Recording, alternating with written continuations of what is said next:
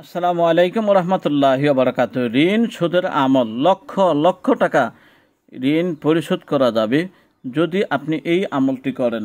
আজকে আমি আপনাদের সামনে যেই হাদিসটি নিয়ে আলোচনা করব, আজকে আমি আপনাদেরকে সেই হাদিসটি দেখাবো যে কোন দোয়াটি পড়লে আপনার লক্ষ লক্ষ টাকা ঋণ পরিশোধ হয়ে যাবে। প্রিয় দর্শক, যদি আমার এই ভিডিওটি ভালো লাগে তাহলে অবশ্যই লাইক এবং সাবস্ক্রাইব করে নিন, আমার সাথে থাকুন। চলুন তাহলে আর দেরি না করে আমরা সরাসরি মূল আলোচনায় চলে যাই ইনশাআল্লাহ।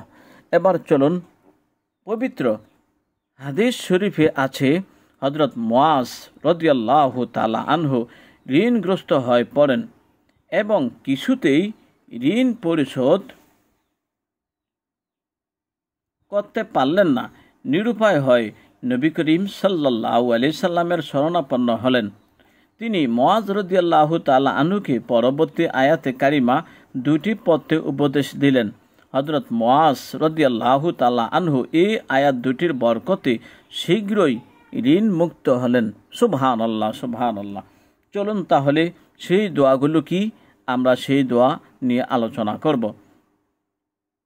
প্রত্যেক নামাজের পর ও শয়নকালে নিম্নোক্ত আয়াত দুটি বহুবার পড়লে উপার্জন বৃদ্ধি, সৌভাগ্যশালী ও দরিদ্রতা দূর হয়।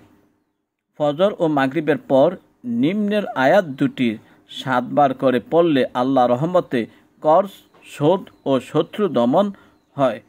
আসুন তাহলে সেই দোয়াটি কি। যদি আপনি দোয়াটি না পারেন, আমি অবশ্য আপনাদেরকে বাংলা অনুবাদ দেখাবো ইনশাআল্লাহ। দোয়াটি হলো এইটুক। চলুন তাহলে দোয়াটি আমরা একটু তেলাওয়াত করি। বিসমিল্লাহির রহমানির রহিম।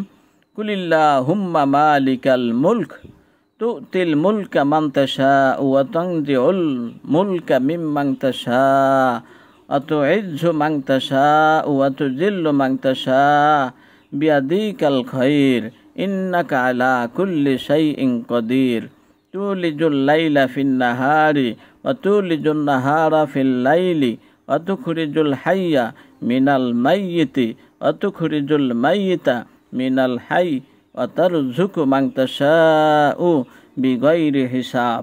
প্রিয় দর্শক, তাহলে আমরা আরবিতে এগুলা পড়ে নিলাম। চলুন তাহলে, অনেকে আরবি পারেন না, তাদের জন্য এখানে বাংলা উচ্চারণ দেওয়া আছে। এই যে দেখুন, এখানে বাংলা উচ্চারণ। প্রিয় দর্শক, আপনি ইচ্ছা করলে মোবাইল স্ক্রিন করে নিতে পারেন। এই যে এখান থেকে শুরু করে বিগাইরি হিসাব এইটুক পর্যন্ত এখানে বাংলা সুন্দর করে দেওয়া আছে।